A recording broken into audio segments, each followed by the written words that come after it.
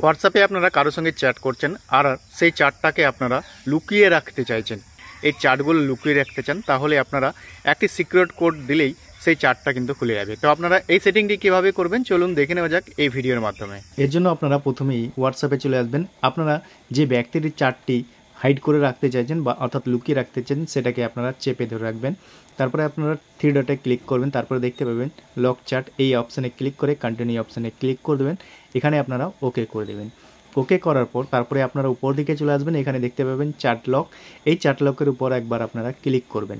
তারপর থ্রি ডটে ক্লিক করে আপনারা এখানে হাইড লক চ্যাট এই অপশানটি আপনারা অন করে দেবেন। অন করার পর আপনারা এখানে দেখতে পাচ্ছেন ইউজ মাই সিক্রেট কোড, এখানে ক্লিক করবেন। ক্লিক করার সঙ্গে সঙ্গেই আপনারা যে কোডটা মনে রাখতে পারবেন সেই কোডটা আপনারা এখানে দিয়ে দিবেন।